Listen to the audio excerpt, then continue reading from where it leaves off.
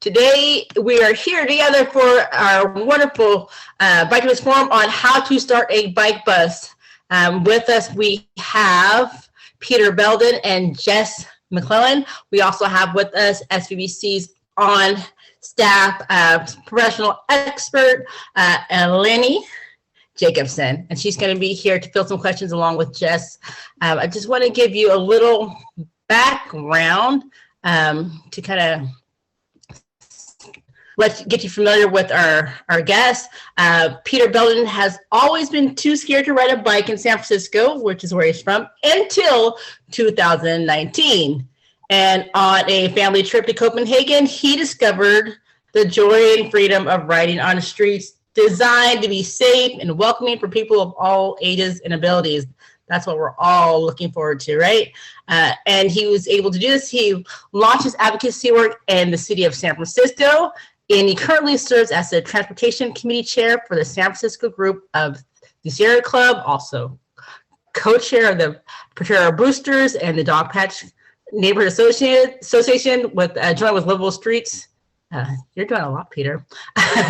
We also have with us Jess McClellan. She's another parent who started a bike bus in Palo Alto recently. Hello to all of our Palo Alto local team members. After moving to California in 2015, Jessica began commuting by bike to preschool drop-off and work, and she successfully was able to organize a bike to work day event starting at 50 employees and growing.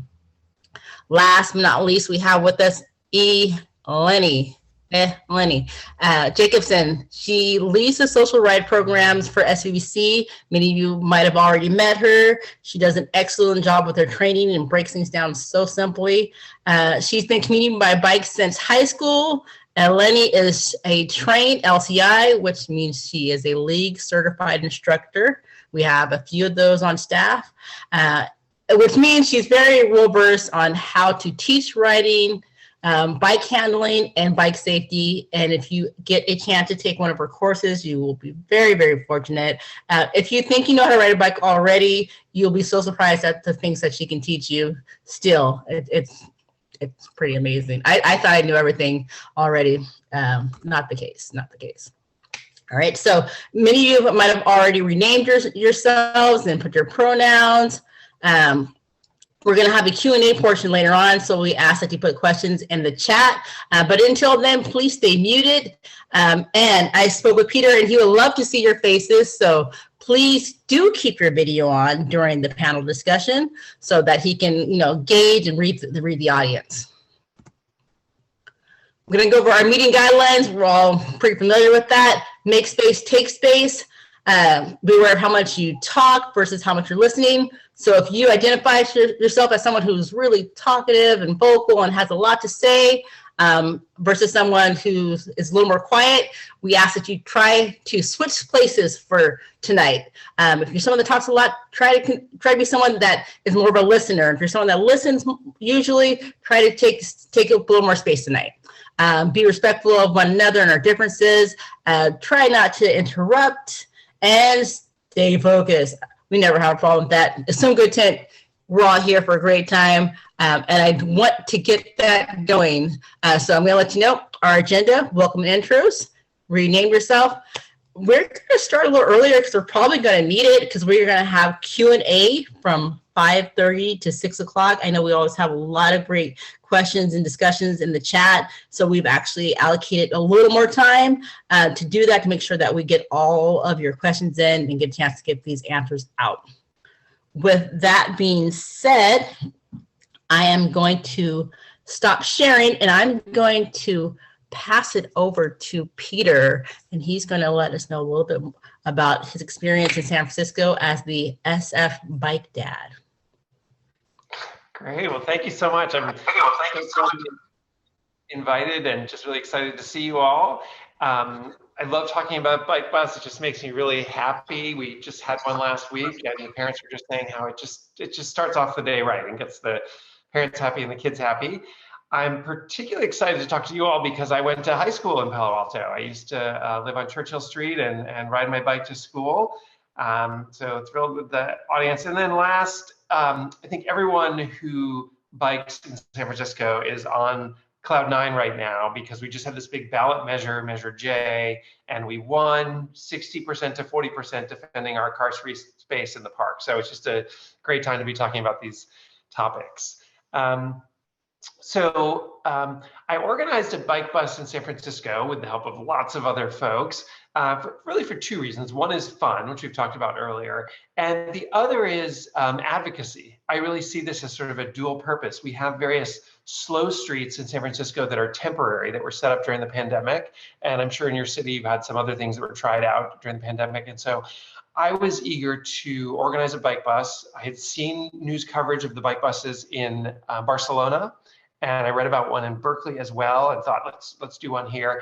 And so we set up a route that went down what was then the contested car-free JFK, as well as the Page Slow Street, and then on to where my kids went to school. So it really had that sort of dual purpose of fun and advocacy. And now we've done about a dozen different routes, some more successful than others. But if you go to sfbikebus.com later, I will put that first link in the chat. And there you can see some of our routes, some of our maps, and also just a sort of a useful template for some of the information that we've found, just very simple information that's useful, like a sign-up form.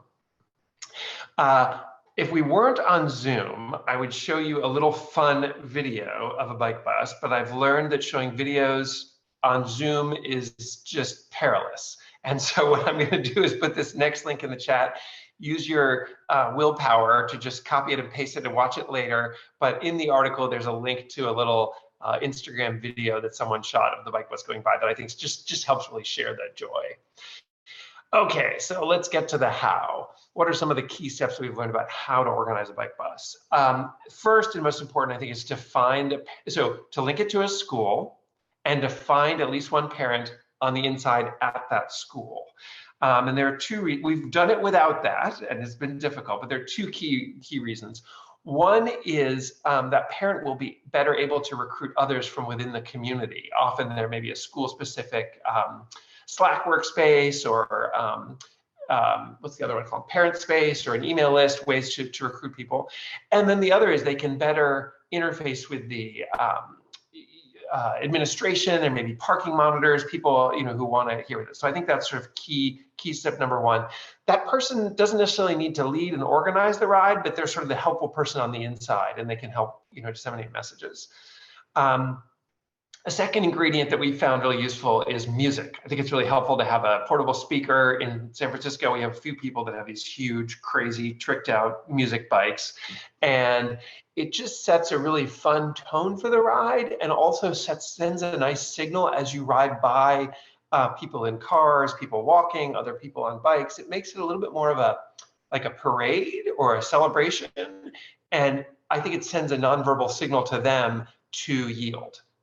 Which is useful when you have a big group, especially a group that doesn't necessarily fit in bike lanes, and you're not able to go maybe places where there are only bike lanes. Next thing we found, this may be sort of obvious, but it really helps to ride very slowly, occasionally to stop, to bunch the group up. It not only does it make it safer, but it's more fun, and it sends a better message to the audience rather than seeing all these people strung out. It's like, oh, there's a whole group together, 5 people, 10 people, 30 people, all riding bunched up together. And so one of the strategies that means is we found it's really useful to put the slowest people right in front, because that causes, for those of you who've read this book on operations, maybe called The Game, they talk about the slowest kid, in this case was Herbie, and Herbie has to be at the front for the group to bunch up, otherwise the group will spread out. We at one point did a middle school bike bus and realized that the 12-year-olds thought it was like the Tour de France basically, and the minute we said go, they were like, go! And they're like blasting through intersections, and so it really helps to try and set that up in advance. That then relates to the next ingredient, which is that I think there's a wonderful thank you in the chat for the reference to The Game. Yeah, that was a great book. there's a wonderful role for other adults that want to participate in the bike bus who may not have kids in the bike bus, may not have kids at all. They're just fans, they want to help. And that is great because they can be the sheepdogs at the front and the back of the herd to sort of keep everyone together. And if your ride is long enough, as one of our bike buses on JFK was like 150 people, and the time of a green light is just not long enough for the whole parade to make it through. And so when you have those other adults, they can stop to block the cars to sort of hold the intersection for a bit while the whole parade goes through, and then they rejoin and let you go through. So I think it's not only useful, but it's also welcoming. I've certainly got questions from other adults saying, well, I want to come to the bike bus, but I don't have kids. And I'm like, great, please join us. You know, the more the merrier. Next this is a little unique one, but I'm wearing my Superman t-shirt today to be on brand because when I ride with the bike bus, I typically wear my Superman costume. And it's fun, the kids like it. And again, I also, especially if I'm riding towards the front, people in cars love to, or just any people, they just love to wave at Superman. Everyone loves to wave at Superman, basically. And so when we pull into an intersection, there's this possibility of like, oh, is this critical mass? Why are you blocking my commute? Who are these crazy people? Oh my God, there's kids, that's so dangerous. Instead, they see, oh, it's Superman. Oh, there's music. Oh, look, there's children. And it just sort of sets off a more positive dynamic. And so I think, and a part of that is also waving. We really find as you come into the intersection, you're passing, hi, you're waving, you're smiling, bike bus, that signals to them, okay, wave back, as opposed to like honking and shaking your fist and screaming at children. And I should say we've had, overwhelmingly a very positive experience with the reactions from other road users. Another step, so how to do a bike bus, I would suggest making it recurring if you can right from the start. That scheduling, as many of you have probably experienced, organizing various things, scheduling is the hardest part of any undertaking.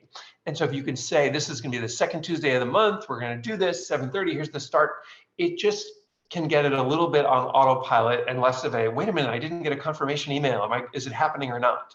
And so making it recurring from the start really helps. I would encourage you, if you're the sort of central instigator, yes, chicken outfit, fabulous. I love the chicken outfit. You should absolutely wear it.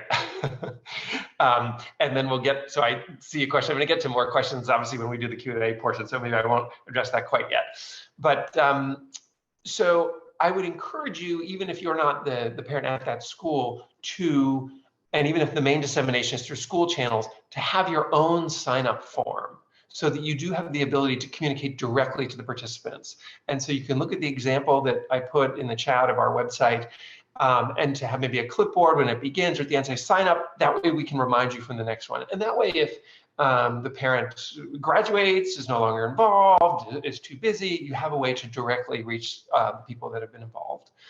And importantly, and this is something I have forgotten because I just get so caught up in the fun of the ride, is try to sign them up for what, hopefully there's some sort of advocacy email list for something along the route. If there's a street you're trying to defend, a slow street or some new bike lane, please sign our petition for the Main Street bike lane. That helps really bridge that advocacy. Riding along it and getting media attention is part of it, which is fantastic, but getting their names on the list is great. And I think that's particularly valuable because I'll make this unfair distinction between the sort of abnormal people, like I think all of us, who are really excited about these topics and want to sign the petition and get involved, and the normal people who have not yet realized the wonders of bicycle advocacy and they're just trying to get to school, and they might happily join the bike bus, but they really, they are not aware of all these advocacy things going on. And so bike buses are a wonderful way to have a bigger tent and expand and reach people who just are not aware of these opportunities and what's going on. Okay, let's see, a few more tips. So we had two interesting debates come up as we were planning it. One was, should we have a police escort? And I'm sure you can imagine the pros and cons of that. You've probably seen media coverage of some bike buses that do have a police escort, some that don't. In San Francisco, we decided not to. And I think, it probably depends on your community and who's in the ride and what the role of the police have been and whether you want to do that. In Barcelona, they really stressed that to us that it was really essential for them for safety to have the police motorcycle at the front and the back, because there just wasn't good adherence to traffic laws and they were quite worried about getting run over. Whereas in San Francisco, people are used to random bike parades all the time. And so we really didn't have more of a safety concern. And then the second was wearing safety vests. You'll see some bike bus photos, everyone's wearing safety vests, and that increases visibility. We had a little debate about that, and ultimately we decided not to wear safety vests, probably because we just felt it wasn't necessary, and also we didn't want to unintentionally scare participants into thinking like, oh my God, biking is dangerous. If we're going to do this, we all need to wear special yellow vests.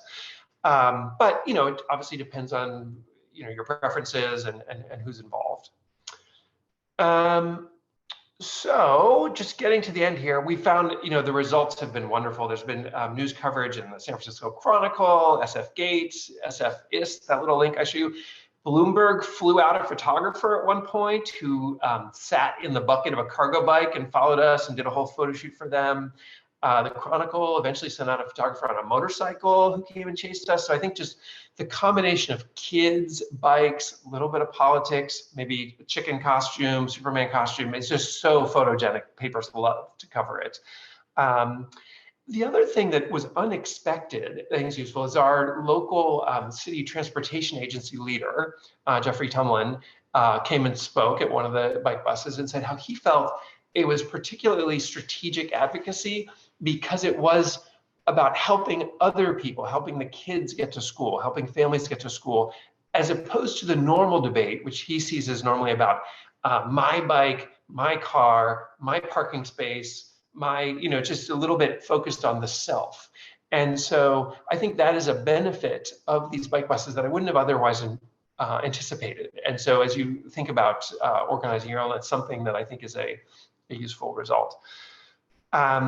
So finally, a few other quick lessons learned, and then I know we're eager to hear from Jess and excited to take some Q&As.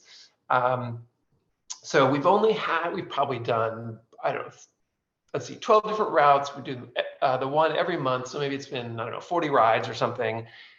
We've had one fall so far. Kid fell on the train tracks, was fine, got right back up. And so our approach so far has been, we haven't had any major emergency planning or something for a serious fall. These are relatively short routes. One ride is maybe 25 minutes, lots of adults around. And so that's been all right, and it's been okay. We did have one kid whose coaster brakes locked at the front of the ride. And we fortunately had someone on the ride who was able to fix them right away, but that was not what we had planned for. It was just luck that there was someone there. And so, that's something I think in hindsight, if you could ensure there's someone with a little bit of bike mechanic sense in that case, in case there's a mechanical problem, they may be able to fix it, particularly because we have, and I would encourage you all to be able to accommodate kids without their parents.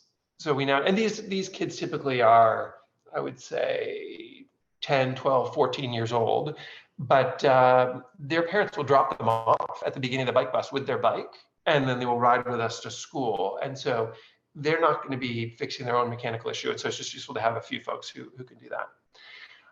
And so maybe the last thing is I'll put in a link here for sort of like the Uber bike bus. And I saw some great questions, including about liability that we want to make sure we address during the Q&A. But the Uber bike bus is Critical Mass, which is a global event organized by some folks in Germany. They've done it twice so far, and cities all around the world. This one weekend in May, one in September, plan these big rides focused on kids. There's a website where you can see more information. We've done 2 in San Francisco. A few hundred people came. They're really fun. And so that's another opportunity, a little easier because it can draw from many different communities. Doesn't have to be any particular school. But it's another fun opportunity for this type of kid-focused ride. So perhaps I'll leave it there so we can make sure we can get to the questions during the Q&A. And I'll turn it back to Diana.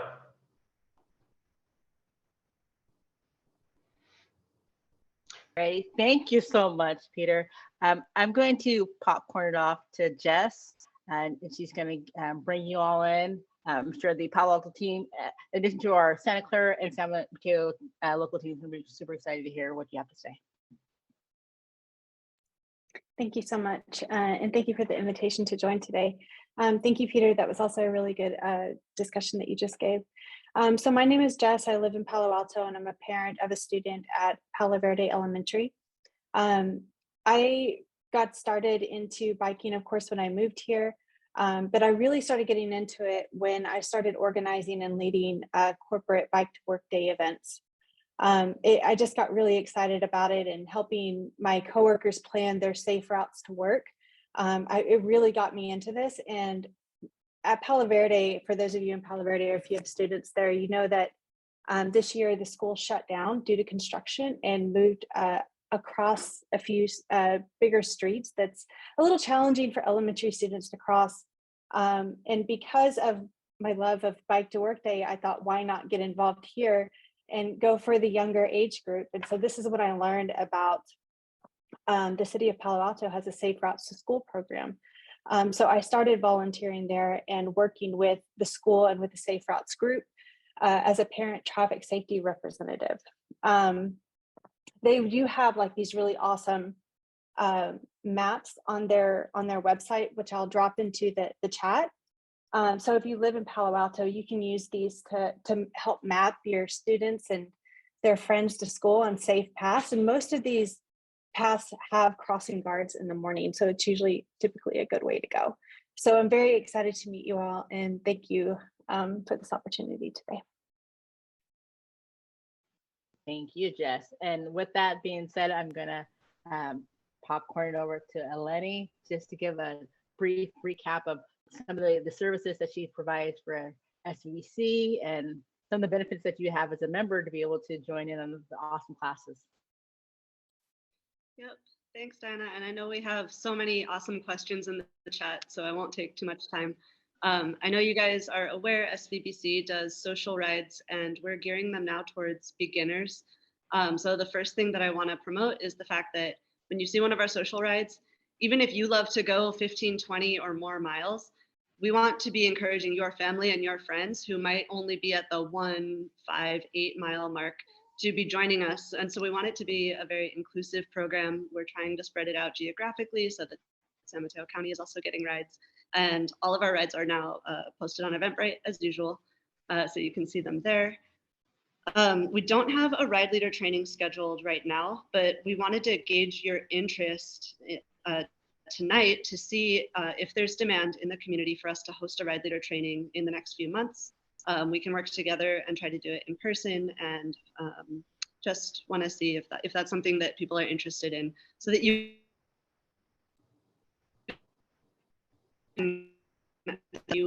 are your beginner friends on a bike ride with that training. And yeah, again, you can find all of it on our website calendar and on Eventbrite, and we'll put that in there. So that's part of what I do for SVBC, and if there are any other questions I can fill in as needed. Awesome. A few years ago, we did a survey to kind of get an idea of what some of the barriers were for bicyclists to ride their bikes. And for both women and men, the top thing that came up was safety, but in two different perspectives.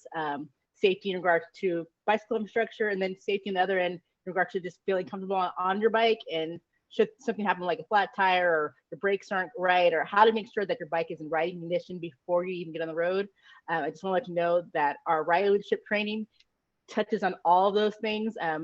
Eleni can tell you about the ABC quick check, air, brakes, and the C. Oh, Eleni, tap in. What's the C? Chain. Thank you. C is for chain. C is for Thank you. But these are things like if you're not comfortable with, there are things that will tend to lead you to not want to get on your bike. Being able to check your brake is super important. I've been on the other end of not having my brakes quite ready for a turn, and making sure that you have enough air in there. Just like all those little things, ensure that you'll have an enjoyable ride. With that being said, I want to make sure that we have time for some questions so that you all can get all the information you need so that you can start doing some more enjoyable rides with your kids, if that's what you're interested in, or just learning more about how you can be involved in making this street safer. we always say we want streets to be safe for 8 to 80. And when you make streets safe for the most vulnerable of users, you make streets safe for everyone. So super excited that we are focusing in on the kiddos right now. One of the first questions that we have in the chat was directed towards Peter. How often do you do this ride? So we do them typically once a month. So there could be a ride 4 or 5 times a month, but each one happens once a month. I think once a week would be better. And I think in a community where there are more kids already in the habit of riding to school or living closer to the school, once a week would be more feasible. The ones in San Francisco so far are a little more of a special occasion. So I would encourage you to do one a week. And if it's useful, I'm happy. I just glanced at some of the questions in the chat. I think we could like zip through 5 of them lightning round fashion if you want. All right, so first one, Heidi said, would you pick the character outfit versus highly visible? Definitely. I think if they were happening during the day, I would go for the fun character. Next, so how many times per school year? Every month, we try and keep them going. Typical turnout, the JFK one is unusual. We typically have at least 50 people. Lake Street, I would say we had about 30 until the big fight with the mayor killed that slow street. But we've had some smaller ones with 8 people. And they're all, obviously bigger is more fun, but I think 8 is still useful and we hope that it can grow over time. How involved are the schools? Not involved at all. And perhaps we could benefit if they were more involved. There's been a convenience of not having them involved, but I think if there were an ally at the school, that could be great. Part of the benefit that we have found of not involving the school is we don't have to have a bunch of meetings before the bike bus starts. We don't have to at one point, one bike bus, they wanted us to go an extra loop around the block to avoid this particular thing. They're like, no, that's ridiculous. So, I'll leave that up to you, but we've had success so far with the school not being involved at all, other than to say, please cheer us on when we arrive, that sort of thing. So we haven't had a school admin contact and they haven't collected the names of kids who want to ride. We've only rewarded the kids with stickers. I guess one bike bus, they did have donuts at the beginning, but I think other ideas and snacks when they get to school is great. Teachers have said that they notice that they feel the kids are more positively engaged in the school day after the bike bus. And 1 or 2 of the kids during their morning meditation talked about how they feel better. Any concerns about legal liability? No, we haven't done releases from the parents. That's been informal. We did have one school that before the bike bus started, they just wanted it to be clear. They wanted it to be called the Lake Street bike bus and not the Burke School bike bus, because they didn't want any link to the school, partly because of liability and also because of the really hateful politics of the Lake Slow Street right now. And they just didn't want to get in the crosshairs of the people who are really against it. And scrolling down, how do kids get home? Most of the kids get picked up, well, yeah, I would say the plurality probably get picked up by car. The bike goes in the car and they drive home. It's nice they're biking to school. The biggest bike bus we have is downhill, and there isn't really a good safe route on the way back, unfortunately. There is a subset of younger kids that are on the back of cargo bikes or a few other folks that do ride home, but I would say in general, these are one-way bike buses, which is a missed opportunity. I will say that's been one of the challenges we've had at Palo Verde, because the kids are elementary age. A lot of them, they can't just go by themselves after school, and some of them are going to daycare. Some of them have after school activities, and so that has been a barrier to join the bike buses in the mornings at this age group. Yeah. Well, and we found people, they tend to, as you said, they arrive at school at the same time, but they depart at different times and go different places. I think folks know now, at least fortunately with our bike buses, that there's no shame in picking up the kid by car. It's great if you want to ride in the morning. And even people who join the bike bus, it's not even remotely on their route. They just drive over, get in their bikes, ride for fun. And it's a step in the water. We welcome everyone, even people who need to drive to get to the start of the bike. The next question, Jess, I think I saw was for you, about how many parents at Palo Verde have joined. Yes. So I think I've been a little lucky in this one because I think because the school moves, some parents are actually already biking with their kids to school. And so having them join in the bike bus has been a bit engaging, I would say. We try to keep our ratios at about 2 parents to 10 students. So sometimes the parents will join us halfway through and then turn around and go back home. But we've had, I think at most, we had 20 students in the biggest one that we've done, and we had about 4 parents in that group. So go ahead, Peter, if you have anything else to add. I was just going to say, I think we only have 1 or 2 more questions in the chat, and then maybe we can take some more aside. So similar liability, will I get sued? My sense is that it's very unlikely. I felt comfortable leading them. I think there's, an assumption of risk, but I'm not a lawyer, so I can't really give the firm answer on that. I saw another thing in the chat. I'm from Mexico. How can I get involved? I think there are 2 opportunities. If you're involved with a school, you can approach your local school, or a ride in the community. We focus on the bus as the idea of a school bus, but there have been some conversations in San Francisco about the idea of an adult bus to work, more like a city bus, bike bus. That hasn't gotten off the ground yet, but we have had commuters that have just by chance joined our bus along the ride. And so I think there are opportunities for a kid-focused ride and an adult-focused ride. One area where I've been successful with the school and getting the school involved, while they don't say this is the Palo Verde bike bus, as you said, we have a bike committee with the PTA that we established. And I'm also chair of that bike committee. And it's been really helpful working with the PTA to get the email in the newsletters to advertise, hey, there's a bike bus here, come join us, we need parent volunteers. So that's one route that you can go through with your schools to make this happen. All right, so one of the questions in the chat was, how do you pick the meeting point to start the ride? So we've done that. We want to recruit at least a few participants in order to do the ride. And then we choose the route that is convenient for them. But we also, for us, it must go down one of these important corridors, a slow street or some other one, because we want that advocacy purpose. And so it's sort of threading together those 2 factors. Some of them are shorter, some of them are longer. But those are sort of the main 2 ingredients.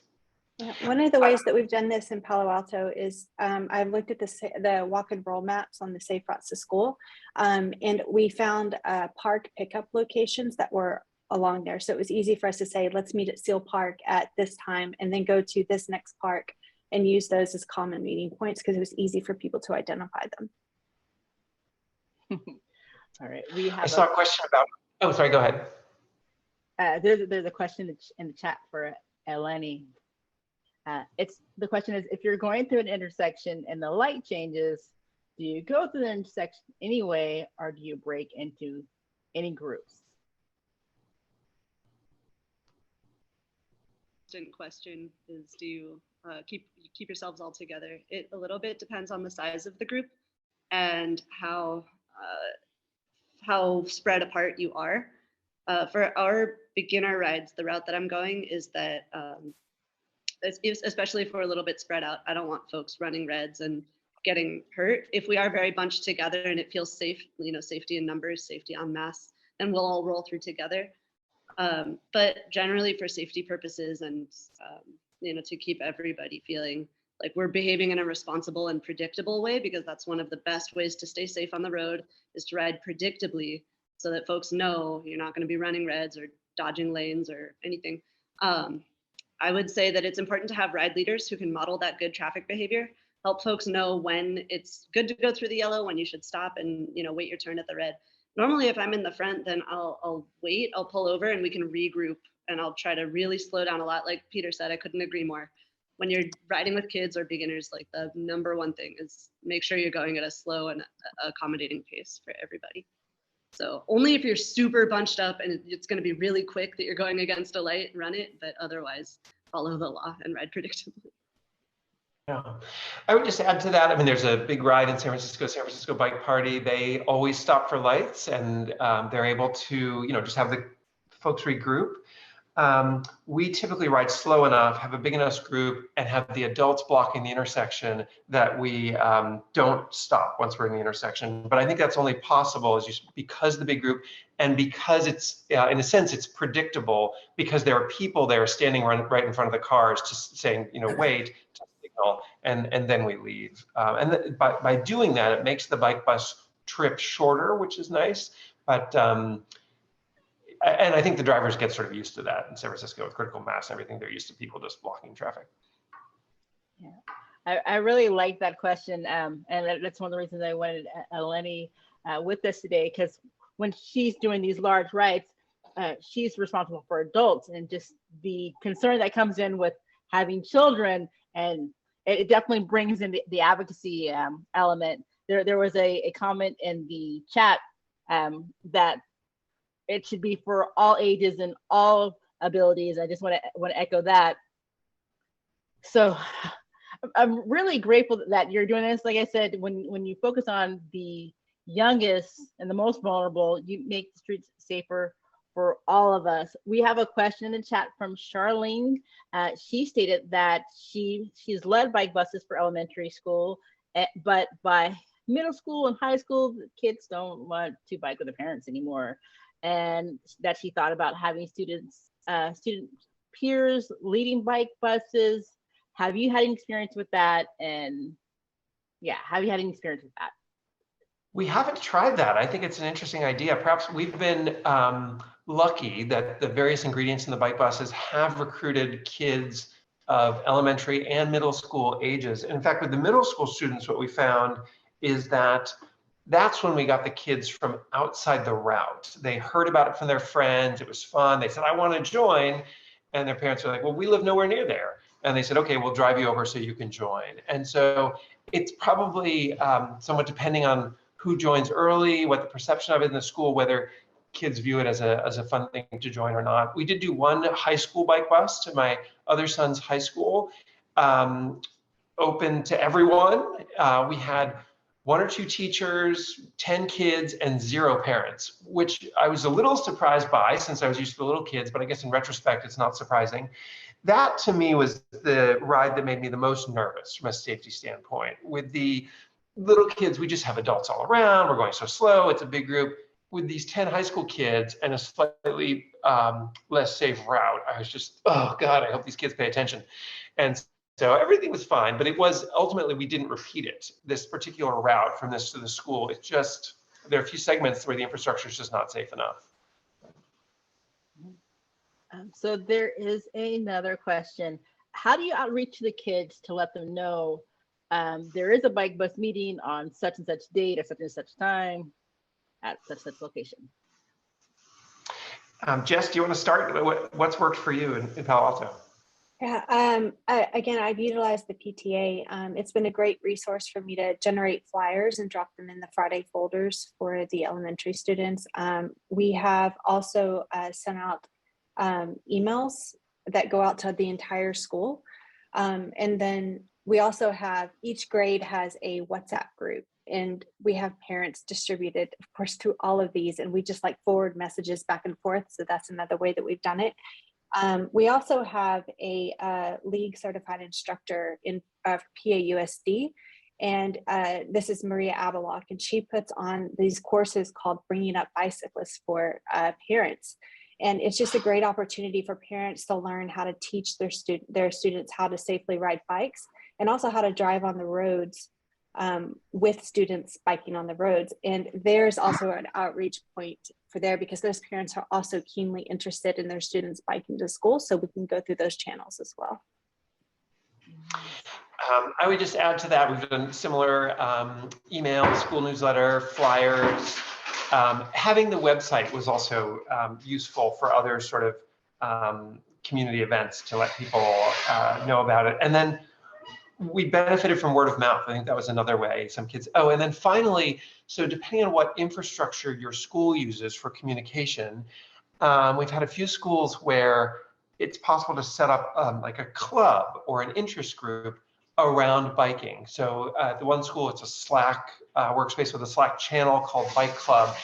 And that was useful because it not only is a tool for reminding people about the bike bus, but then you have a little community around the topic. And when there's another petition or get out the vote or critical mass or another fun ride, you have a pre-selected group of the choir, the people who are most interested that you can reach out to. So I would really encourage you as a sort of double whammy, if you organize a bike bus, to think about, can I organize a little list, a little group, club at the school around it as well.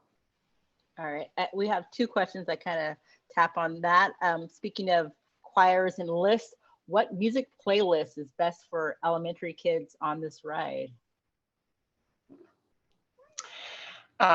Disco, of course. I mean, it goes without saying, which these kids have never. Beatles, what else? Stevie Wonder, and then the songs I always turn to, which probably kids think I'm super old, but I really like Dynamite. Is that BTS? And pop, basically, upbeat songs that are energetic and positive. All right. So two more questions. Well, there's a few more, but do you have a planned bus stop or bike bus stop so that kids can join at various points along the way?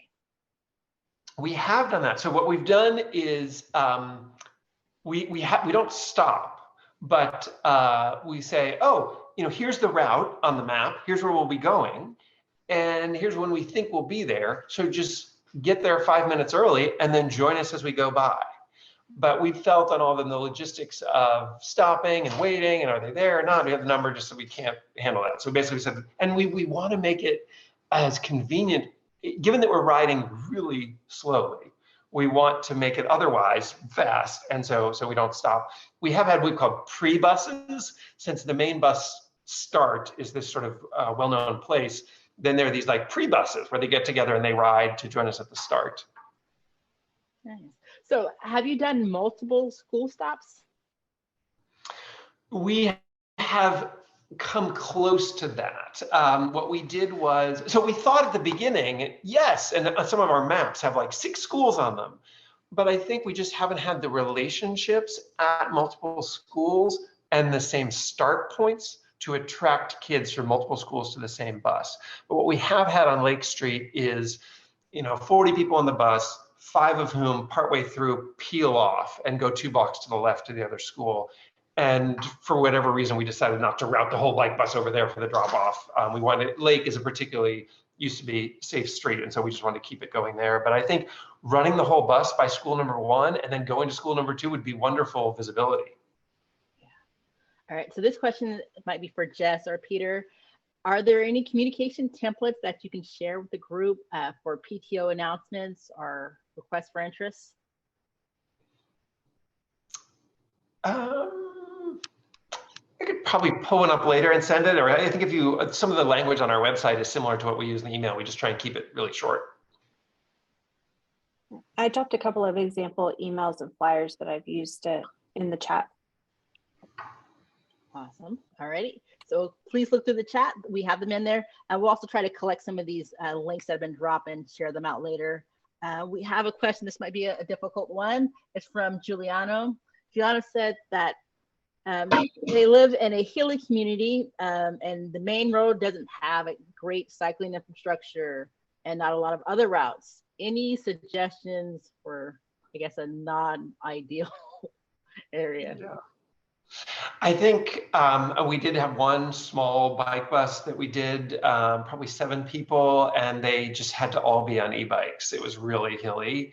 And, it's better than nothing. It didn't turn into a repeated bike bus. I think there wasn't enough enthusiasm, but I still think it's useful. Even if it were just 2 people and they used to ride alone, 2 parents, let's say, or 2, and then they decided to ride once a week, once a month together, I still think that's a victory. It's fun, it's safer, they're meeting a relationship. So I think even if it's small because of e-bikes or a strange route, it's worth giving it a try.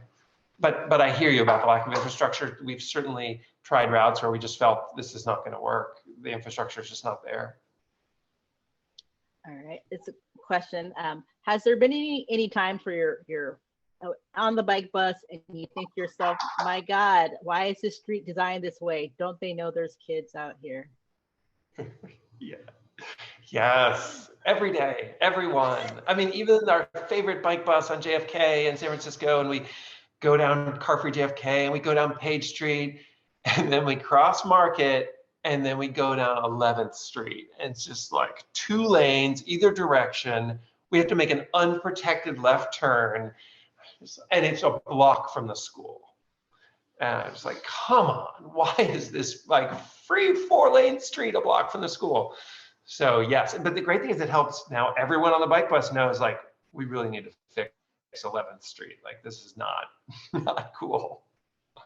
Yeah. We do infrastructure rides with council members for that exact same reason, because it's sometimes you can tell them a street is dangerous, but if you can get them on a bike and get them riding down your 11th Street or your El Pino Real, and they feel those cars and they feel that tightness, you can show people better than you can tell them sometimes. So I totally get that. I'm almost curious, like what your biggest pet peeve is, like on the road, or if you can fix one thing that would make the hugest impact for kids because in regards to kids, we know that the younger that you start riding, the more likely you are to continue to ride. So being able to get them comfortable at that early age, it gives them a sense of confidence and independence, to chance to explore their neighborhoods and get to feel like, somewhat of an adult. I feel like it makes you for a better citizen. Like if you actually get a chance to explore your neighborhood and feel comfortable in it, you'll advocate more for it, right? And so you're definitely giving them a head start there. Absolutely. Oh, we have, I think, one more question. What are the speed limits around the schools in San Francisco? Is there any word from the city on 15-mile-per-hour streets? So I heard yesterday that the city, I think, doesn't have the legal authority from the state to bring the speed limit down to 15. I think they could legally do it to 20, which they've done in the Tenderloin recently.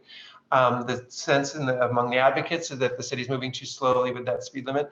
There is a citywide ordinance, I think, for a 25-mile-an-hour speed limit in school zones, but it doesn't apply on roads where the cars drive really fast. I mean, can you believe it? The speed in front of the school where my kids went, where we have this big school bus, cars are driving 30 or 40. It's a 4-lane street. And I said, wait a minute. We contacted the principal, the board of supervisors, and they said, oh no, first of all, it's a private school. So if you're a private school in San Francisco, forget it. The city's gonna do nothing for you. Second of all, the cars drive really fast on the street, so the city felt like it would be too burdensome to reduce the speed limit, so they didn't. That's the hard truth. That's where advocacy comes in. Yes, I'm sure even if you didn't plan on going to advocacy, I mean, be responsible for that many lives, definitely would urge that up within you. We have a few more questions. Did we catch Maria's question, Diana? Go for it. Oh, well. I'll do it. What level of good infrastructure, all right, what level of good infrastructure do you look for? Moria lives in an area with bike lanes, but generally not super safe. So yeah. Yeah, I'm curious to hear, Jess, about the route you take in Palo Alto. I mean, the way we do the bike buses in San Francisco, we're never riding squeezed in an unprotected bike lane. So basically we are always taking over the whole street. And so that means we're only riding on certain streets. It's not, with the exception of 11th, where we just take over 2 lanes. But we feel like having cars go past the kids is just, we can't do that. And so we take over the whole street and we just go, these are streets that have relatively few cars or they move slowly. On Market Street, and so the cars that are behind us just have to wait, basically. Mm-hmm. We just feel like riding in a regular bike lane is just not safe enough. Yeah, in Palo Alto on these bike buses, we go down Lewis or Ross, and those are designated bike boulevards. Ross doesn't have like a really nice like side place for bicyclist. But on Lewis Road, there is a pretty wide space for them to bike, but it is a designated bike boulevard. We had a comment, great idea to take the lane with the bike bus instead of trying to squeeze into bike lanes. Yeah, and we just on that point, we even have often the adults who are there sort of as a sheepdog, they will often take the oncoming lane. These are very slow moving streets, but I could see that happening in Lewis or other residential streets in San Francisco. And so the oncoming cars see us and see it, and it sort of signals to them that they come to a stop. And so as we gradually ride around them, the kids are on the one side, but it sort of signals, that way we're not passing a car that's going like 20 miles an hour in the other direction. They tend to just stop. Okay, so we're going to do a final call for questions. If not, we're going to wrap it up. I want to thank everyone for the awesome questions that have been put into the chat, and thank Peter and Jess and Eleni for being here. We're getting thanks to the panel if you're reading the chat. Like I said, also Jess did an awesome job, also Peter, of dropping in links. We will grab all those links and send those out later, so they'll be available to you so that you can check in on some of these templates that you asked for, and ways for communicating and starting this up yourself. With that final call for questions, I'm going to wish Jessica and Peter a good night, and I'm going to put up our slides again. We're going to start transitioning into our breakout rooms. Anthony, if you have those available, you can set those up. But I'm going to also let you all know about a lot of great upcoming events that we have that we definitely want you to be part of. Thank you, Peter. Thank you, Jess.